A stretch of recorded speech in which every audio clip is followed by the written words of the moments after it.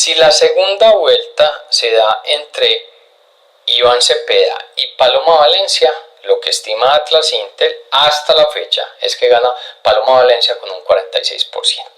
Si fuera Abelardo de la Espriella e Iván Cepeda, gana Abelardo de la Espriella con un nivel del 44%.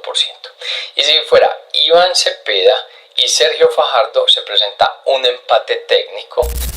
Hola, bienvenido a Sectorial. Aquí transformamos la información que produce el entorno en una serie de estudios bastante prácticos que te ayudarán a crecer en ventas, porque te mostramos las oportunidades que se están presentando y mitigamos los riesgos y amenazas analizando todos esos movimientos que ocurren en el sector. Yo soy Alejandro Escobar Correa, trabajo en la gerencia estratégica de Sectorial y en este capítulo por fin inicia la carrera presidencial. ¿Por qué estamos diciendo esto? Porque la real encuesta es cuando se miden los votos, y eso pasó el pasado 8 de marzo, con lo que tuvimos encuestas legislativas, consultas presidenciales, luego tuvimos movimientos vicepresidenciales y finalmente los candidatos se inscribieron para esa primera vuelta presidencial el pasado 13 de marzo.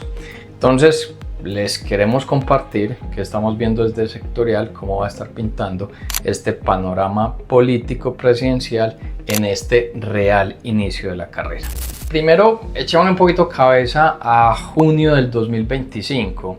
¿Se acuerdan en junio del 2025 quiénes lideraban en teoría esa intención presidencial? Cuando presentaban encuestas por allá, decían que los líderes era la periodista Vicky Dávila, el ex candidato a la alcaldía de Bogotá y militante del Pacto Histórico Gustavo Bolívar, el imputado exalcalde de Medellín Daniel Quintero y Sergio Fajardo. ¿Qué pasó después de junio de 2025? Llegó un periodo de silencio, por ley no se podían presentar ningún tipo de encuestas hasta octubre del 2025 y a partir de octubre del 2025 se han presentado numerosas encuestas donde de ese panorama que estaba en junio del 2025 a la actualidad, pues básicamente ninguno de esos candidatos ahora está vigente salvo Sergio Fajardo. En particular, en febrero del 2026 se presentaron varias encuestas. Tuvimos a GAT3, que fue contratado por Noticias RCN, el Centro Nacional de Consultoría contratado por la revista Cambio, Inbamer contratado por Noticias Caracol y Blue Radio, Atlas Intel contratado por la revista Semana y Guarumo, que hizo una encuesta por iniciativa propia.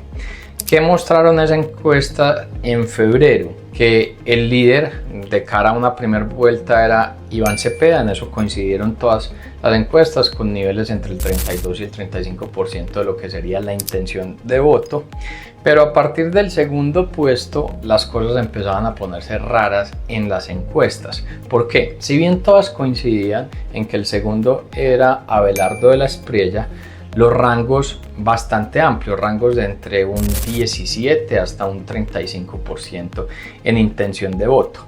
Se ponía aún más raro cuando se pensaba en el tercer puesto. Habían dos encuestas que ponían a Paloma Valencia, luego una ponía a Sergio Fajardo, otra ponía a Mauricio Liscano y otra ponía a Claudio López. Entonces ahí no había como una especie de coherencia. De hecho, el tema de las encuestadoras tiene muchos interrogantes, eso todo tiene que ver con la metodología que realizan y los interrogantes pues luego se materializaron cuando vimos la consulta del 8 de marzo porque ninguna de las encuestadoras ponía algún porcentaje en Juan Daniel Oviedo y terminó siendo uno de los actores, pues la segunda persona más votada en esas consultas. Por ejemplo, las encuestas en la consulta de izquierda ponían como ganadora a Daniel Quintero y terminó ganando Roy Barrera. Entonces, al final, para una encuesta surge un dicho coloquial y es que para una encuesta sale otra encuesta. Ahora bien, eso era febrero y este tablero quedó movido de una manera muy marcada después del 8 de marzo. Los elementos pues ya los conocemos. El 8 de marzo simplemente les quiero contar unos datos claves. Ese 8 de marzo cuando se presenta las consultas y la gran consulta por Colombia, que era la que presentaba los movimientos de centro y derecha, pues termina sacando 5,8 millones de votos. El récord de votos en una consulta de candidaturas presidenciales la tuvo el Pacto Histórico en marzo del 22 cuando sacó 5,6 millones de votos. En esa gran consulta por Colombia de marzo del 2026 pues gana Paloma Valencia, pero Juan Daniel Oviedo puso más de 1 millón de votos. Se convirtió en pasar de ser un actor poco conocido en la política después de haber sido candidato a la alcaldía de Bogotá, después de haber sido concejal en Bogotá, pues no era un candidato tan conocido y mostró ser un gran disruptor de mercado, atrayendo fuerzas de centro. Y luego pues lo que hace esa consulta en cabeza pues de Paloma Valencia, que termina siendo la candidata presidencial, lograr atraer para que Juan Daniel Oviedo sea su fórmula vicepresidencial. Eso fue otro movimiento bastante clave que vimos recientemente, las fórmulas vicepresidenciales. Entonces tiene la de Paloma Valencia con Juan Daniel Oviedo. Surge un movimiento bien interesante, Abelardo de la Espriella, que atrae a José Manuel Restrepo, quien había sido ministro de Comercio y ministro de Hacienda en el gobierno Duque. Recientemente se desempeñaba como rector de la Universidad EIA y se vuelve su fórmula vicepresidencial. Decimos que un movimiento que es bastante interesante y bastante astuto porque le puede quitar a esa candidatura, la de Abelardo de la Espriella, todo el tema de emocionalidad y empezarle a impregnar elementos técnicos que son los que maneja José Manuel Restrepo. Vimos a Iván Cepeda nombrando a Aida Quibue, que termina siendo ella una lideresa indígena del Cauca que representa al pueblo Nasa. Vimos un movimiento, por ejemplo, en Roy Barreras, que nombra a la exfiscal Zamora, y quien se desempeñaba relativamente reciente en este gobierno como la directora del Departamento de Defensa del Estado. Vimos también a Sergio Fajardo nombrando a Edna Bonilla. Edna Bonilla era la secretaria de Educación de Bogotá en la alcaldía de Claudia López, y Claudia López pues nombra vicepresidente a Huertas, que era con quien compitió en su consulta de centro, en la cual ella ganó con el 90%. Entonces varios movimientos que se presentan después del 8 de marzo por la consulta, por las candidaturas a la vicepresidencia. Y en las encuestas, quien primero salió al paso fue Atlas Intel. Atlas Intel hizo una encuesta del 10, 11 y 12 de marzo con más de unos 4.000 personas. Y aquí empieza a cambiar un poco lo que se estaba viendo en febrero. Esta encuesta que muestra que primero sigue siendo Iván Cepeda con un nivel más o menos estable de un 35%.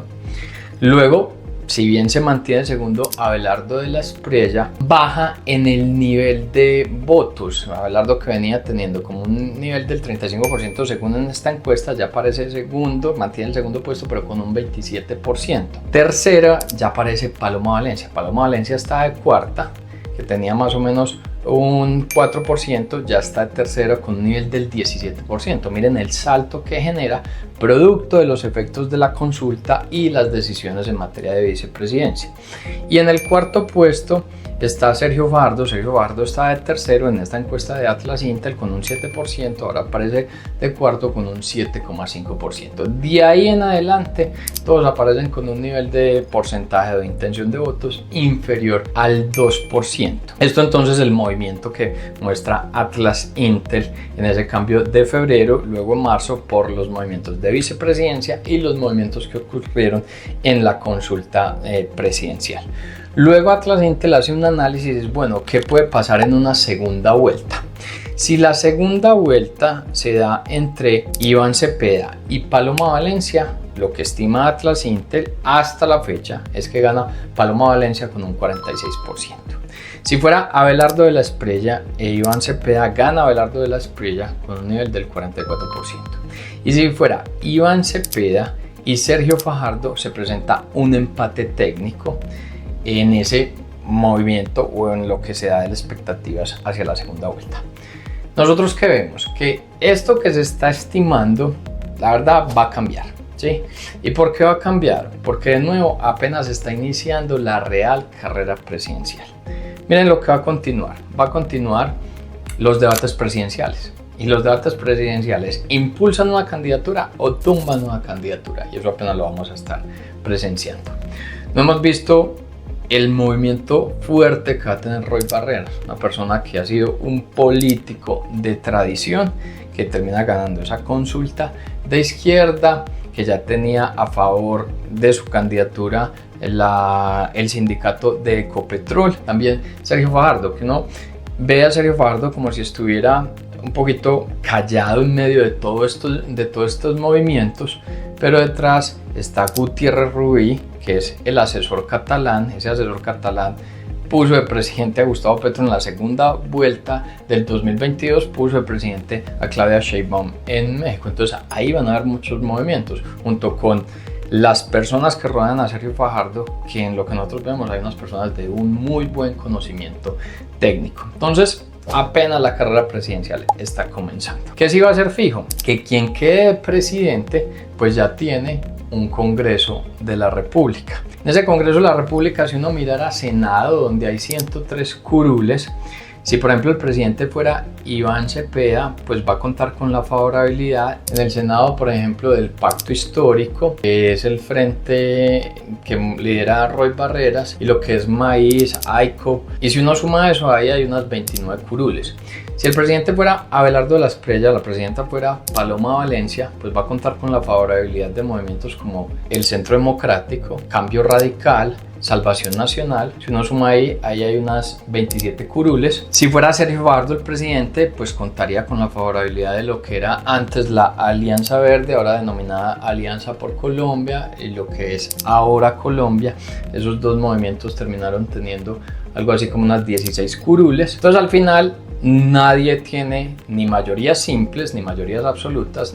Ninguna de esas candidaturas a través de los partidos termina controlando el 51% o el 70% del Congreso. Eso es bueno para la democracia, pero con un reto importante, porque entonces los partidos bisagras van a terminar siendo los partidos tradicionales, los liberales, los conservadores, el partido de la U, que entre ellos tienen unas 30 curules. Al final el presidente en esos debates, esos candidatos tienen que responder las preguntas más incómodas sobre el norte del país. De hecho hay un capítulo que les recomiendo que se llama 8 preguntas incómodas a los candidatos presidenciales. Denle una mirada como para complementar el conocimiento y los debates frente a esta situación que se irá presentando.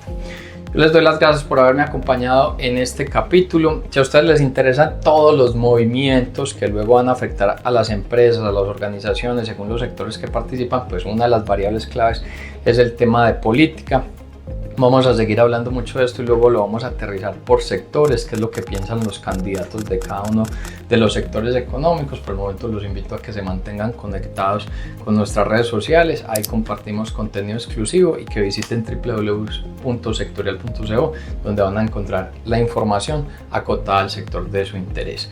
Nos vemos el próximo viernes en un nuevo capítulo.